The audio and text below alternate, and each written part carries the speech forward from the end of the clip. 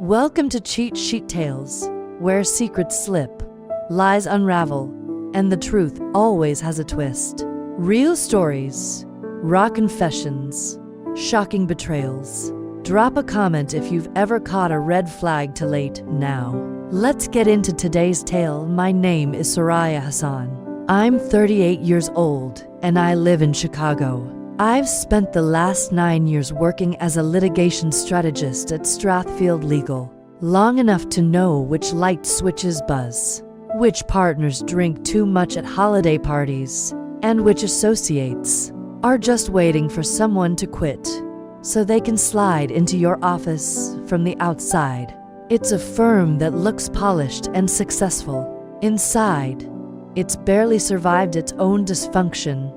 We've weathered layoffs, burnout, a brutal merger 5 years ago that gutted our litigation wing, and more than one managing partner who thought leadership meant screaming at interns and blaming legal assistants for missed filings.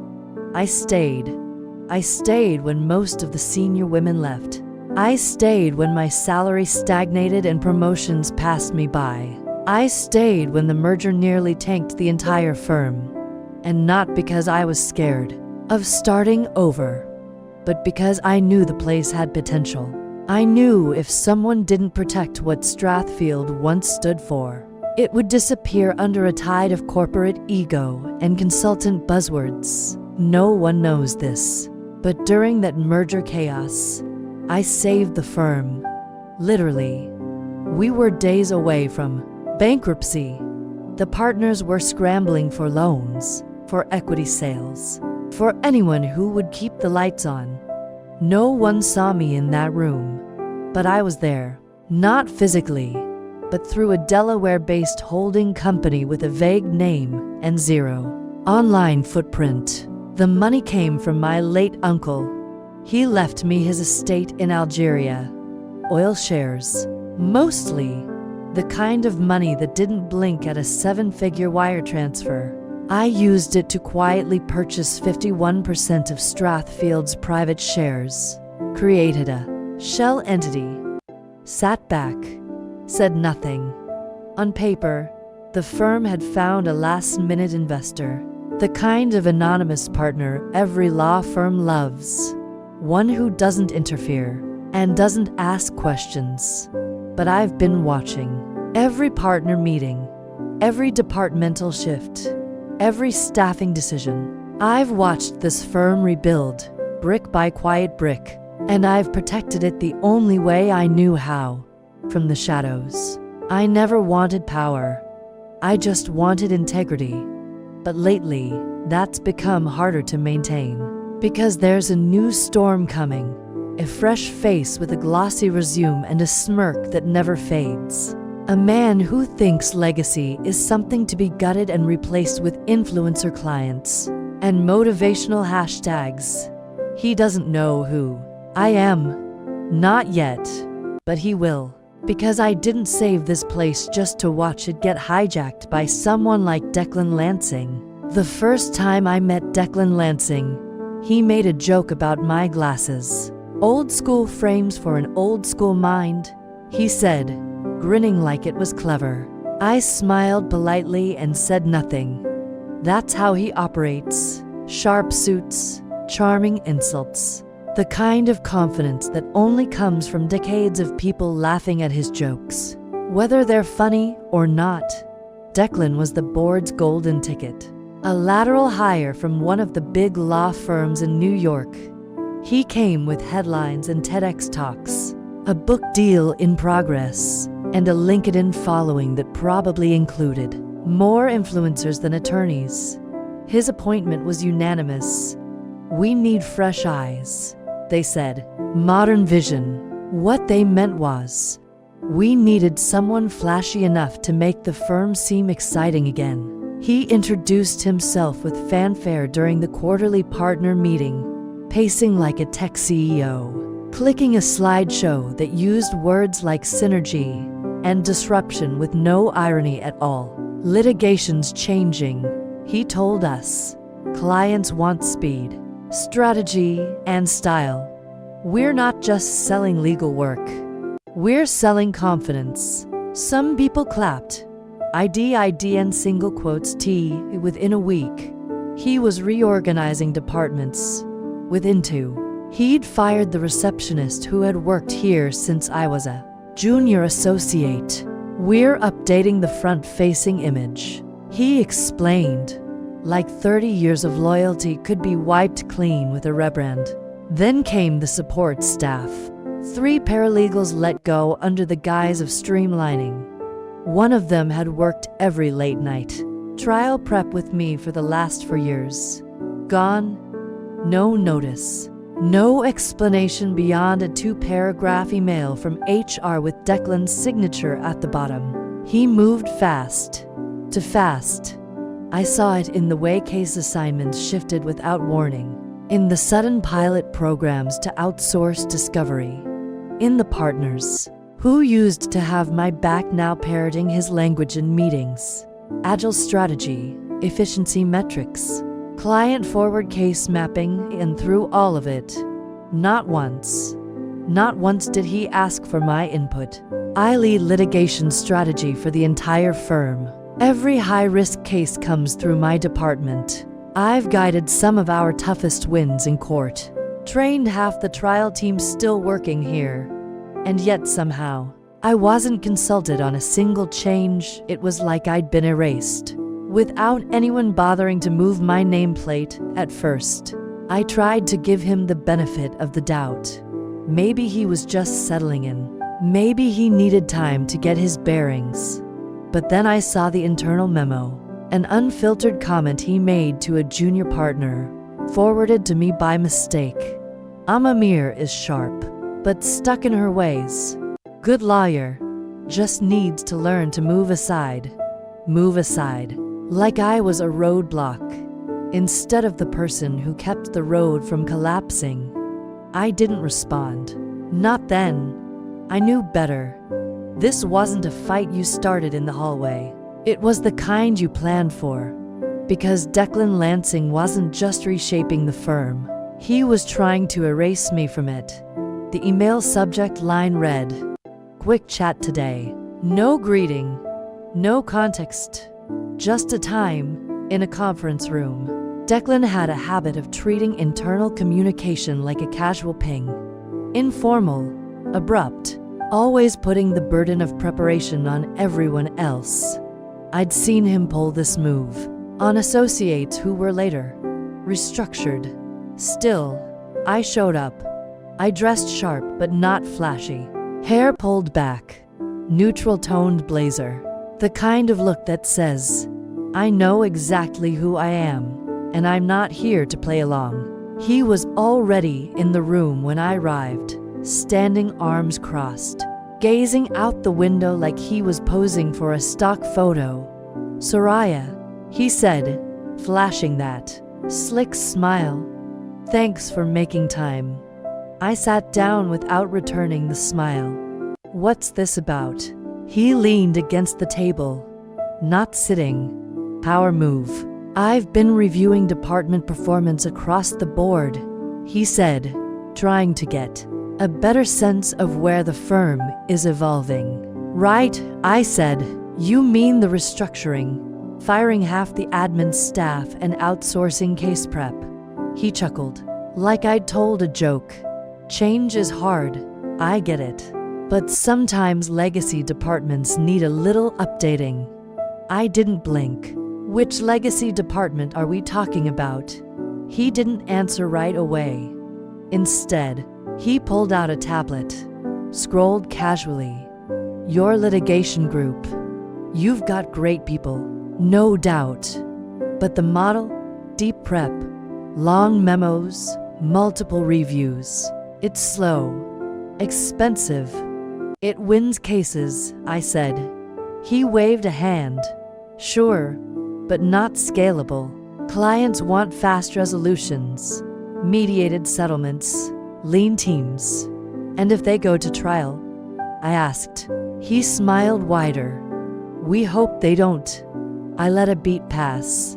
"So what do you want, Declan?" He tapped the tablet screen and finally sat down across from me.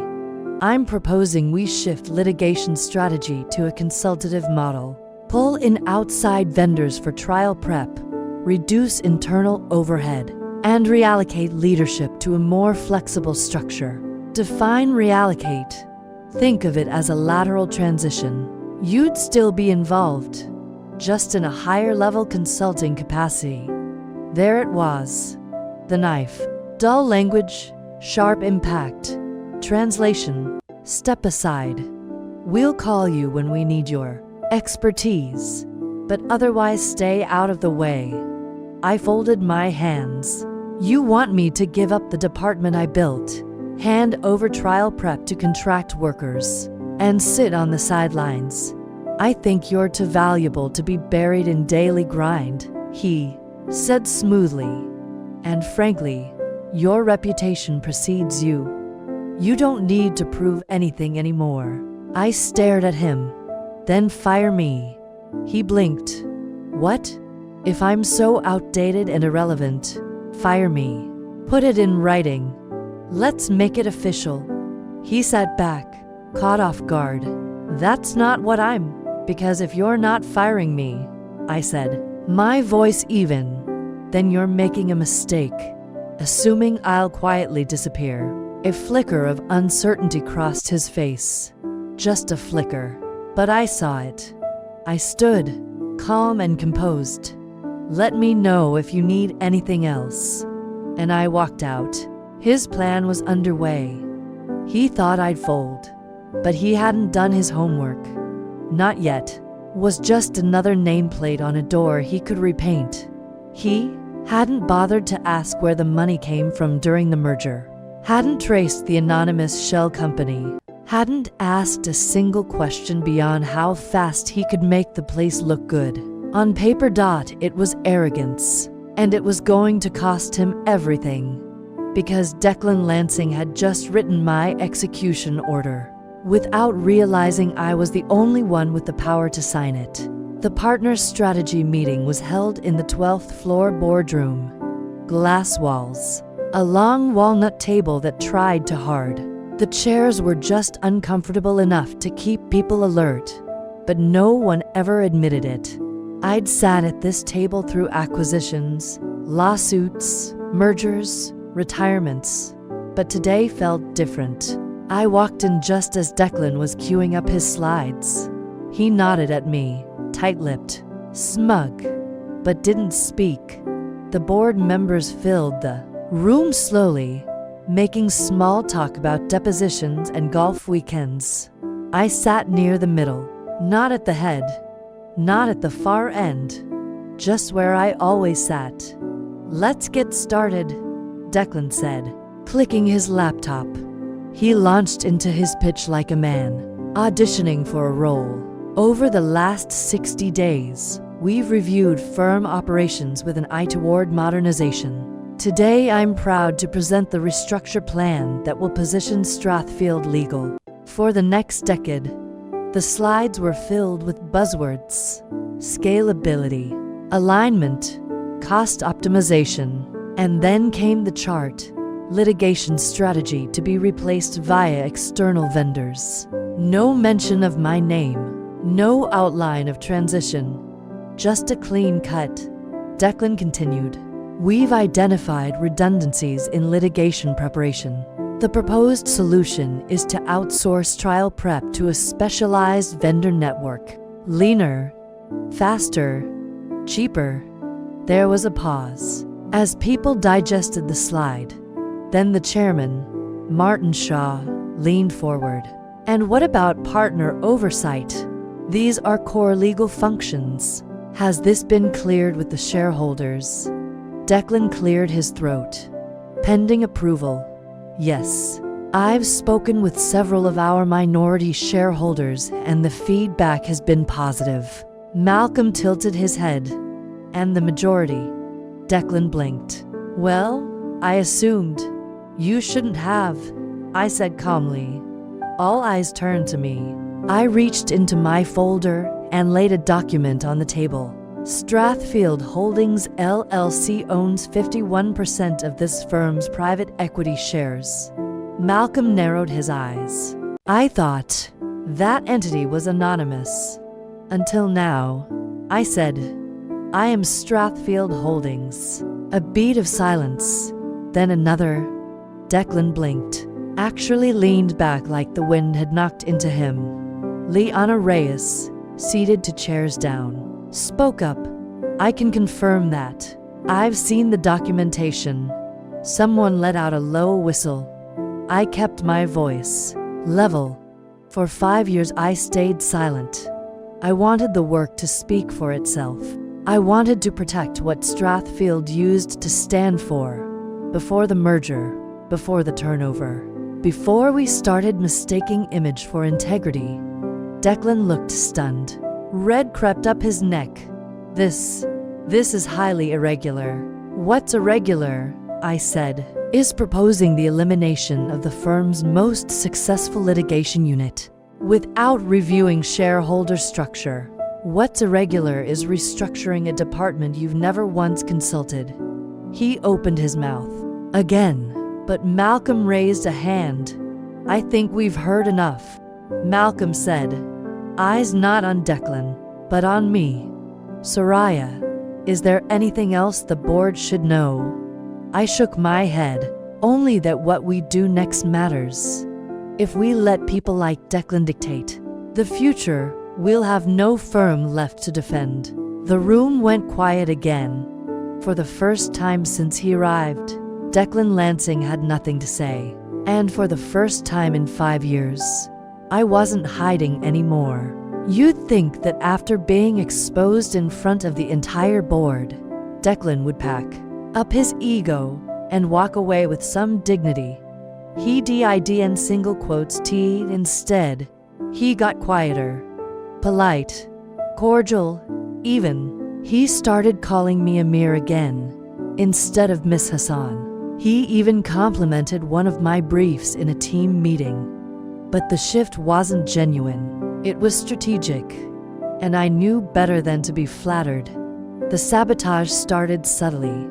First, I lost access to a shared drive I used daily. IT blamed permissions, sensing and said they'd escalate it. Then my client meetings started getting double booked. Calendar conflicts I never entered. Invitations vanishing, reappearing, moved without notice.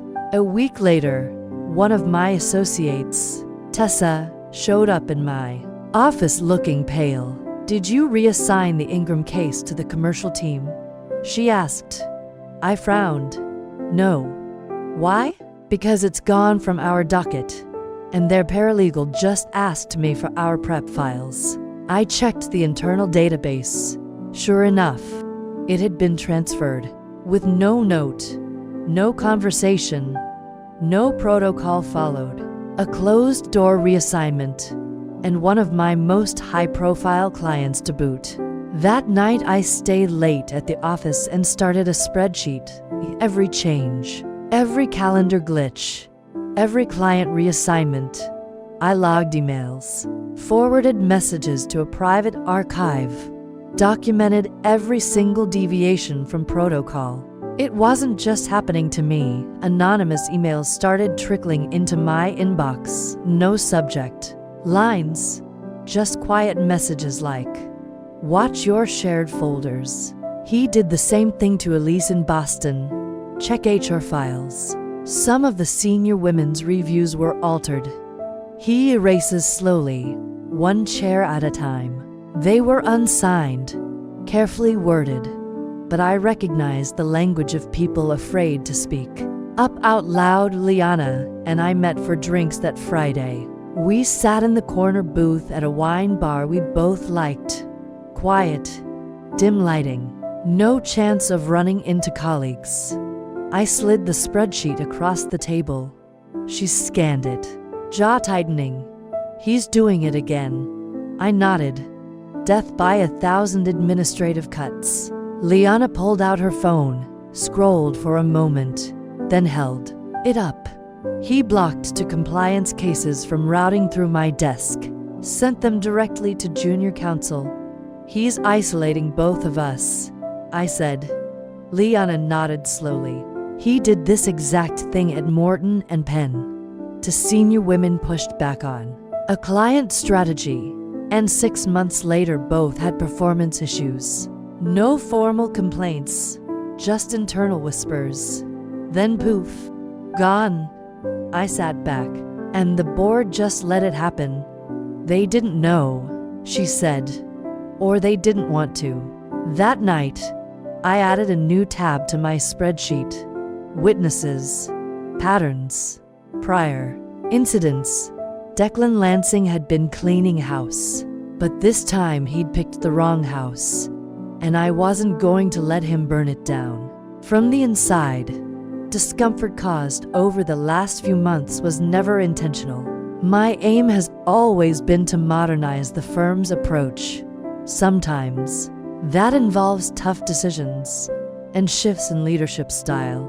He paused, offered a humble smile.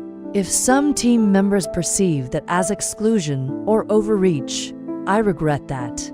But I believe it's a matter of stylistic misalignment, not misconduct. We're evolving, and transitions, by nature, are uncomfortable. A textbook non-apology, polished, controlled, empty. Malcolm turned to me. Miss Hassan. I nodded, stood, and passed around the folders.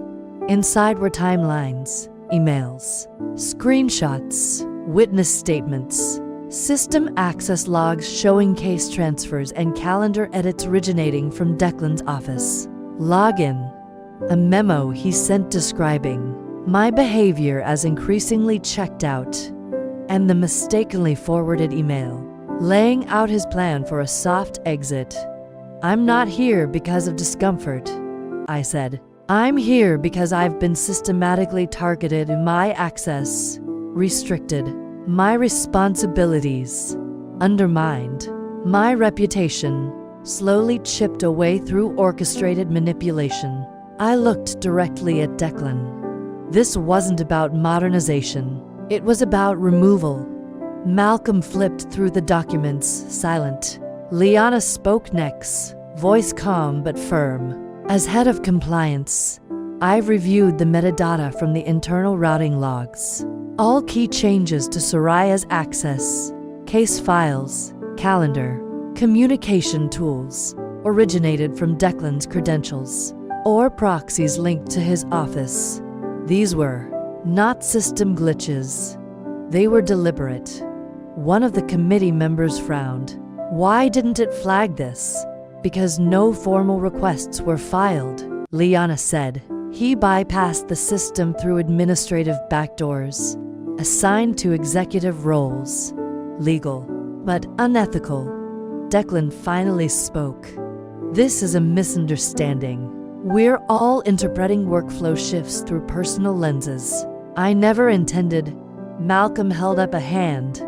This isn't a discussion about intent anymore, he said. It's about pattern. The retired judge cleared his throat. From what I see here, there's more than sufficient cause for formal review. Mr. Lansing's methods demonstrate an abuse of administrative privilege and a clear effort to destabilize internal leadership. Malcolm looked at Declan. Effective. Immediately. You are suspended, pending full investigation. Your system access is revoked. A notice will go out to all staff by end of day. Declan's mouth opened, but nothing came out. I didn't smile. I didn't gloat. I simply gathered my things, stood, and left the room. Because power doesn't always raise its voice. Sometimes it just waits, and then answers when it matters most. The announcement hit inboxes firm-wide by noon. Subject: Interim Leadership Notice. Ethics Committee ruling. Pendingit was brief, formal, and unmistakable. Declan Lansing was suspended. All current initiatives under his name were frozen. Client communications were redirected. HR would handle all questions going forward. The halls were quiet that afternoon, but the silence felt different. Not tense, not stunned, just still. like everyone was finally breathing again after holding their breath for too long. I didn't make a speech. I didn't send out a firm-wide message or walk the floors looking for acknowledgement. I went back to my office, closed the door, and answered client emails. I reviewed a motion that had been sitting in my inbox for a week. I had 3 calls scheduled. I took them all. Round 4 o'clock, Tessa knocked on my door. She stepped inside, holding a paper cup from the cafe downstairs. "I thought you might need this," she said, placing the coffee on my desk. "Thanks," I said softly. She hesitated. "Everyone's talking, but it's not gossip. It's relief." I looked up. "People feel like the firm might actually survive now," she added. "Like maybe it'll finally become what it was supposed to be." Later that evening, I passed Liana in the hallway. She raised an eyebrow. "Board's meeting tomorrow," she said. "There's a motion to deny Declan's severance package." I nodded. "Good. They asked for your input," she added. "Not because they have to, because they respect you." That word hung in the air. Respect, not fear, not deference, not obligation, just simple, earned regard. The ethics investigation confirmed everything.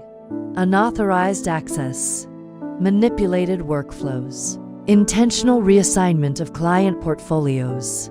HR corroborated past complaints from other offices Declan had worked in. None of them had ever made it this far. But this time, the documentation was too thorough. The testimony too loud. The board voted unanimously to terminate him.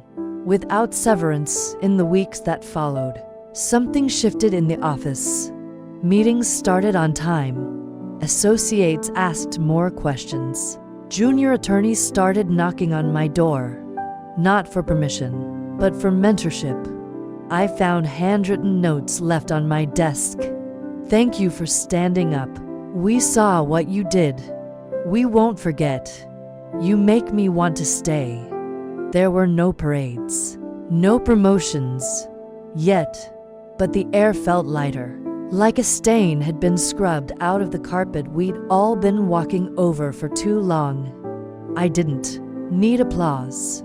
What I needed was exactly what I finally had: a firm worth fighting for, and people who finally saw me, not as a relic, not as a background figure, but as the reason the walls were still standing.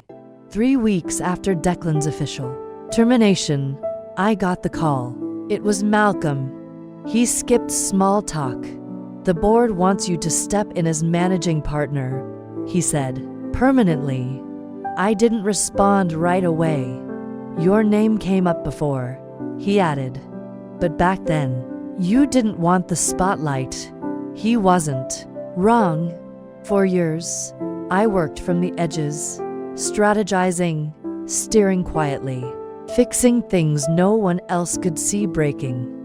But something had changed, not just around me, inside me. "I'll accept," I said finally, "but under conditions." He chuckled. "Of course you will. Let's hear them." I laid them out plainly. First, leadership transparency. I want meeting minutes archived and accessible. Second, promotion criteria must include mentorship, not just billable hours. Third, we start an internal mentorship initiative for women, for first-gen lawyers, for anyone this firm has overlooked. Malcolm was quiet for a moment. "You're serious about culture change? If we don't fix the foundation," I said, "it's just a matter of time before another Declan comes knocking." "Done," he said. That Monday, I moved into Declan's old office. I didn't do it ceremonially. No champagne, no welcoming committee. I just walked in early, alone, and started packing up what little he left behind: empty picture frames, a half-used notebook, a drawer full of branded pens with someone else's initials on them. By noon, I had a new nameplate ordered, but I had something else made too. That afternoon, a maintenance crew drilled a new plaque into the wall just outside reception. Simple brush steel, with black lettering. Truth before titles. It got a few curious looks. One junior associate asked if it was from a law review article. I told her no. It was just something I believed in. That evening, after the staff had left, and the cleaners were moving quietly through the halls, I stood by the window in my new office. The view wasn't much better than my old one, just a wider slice of the river and a parking structure in the distance. But it felt different.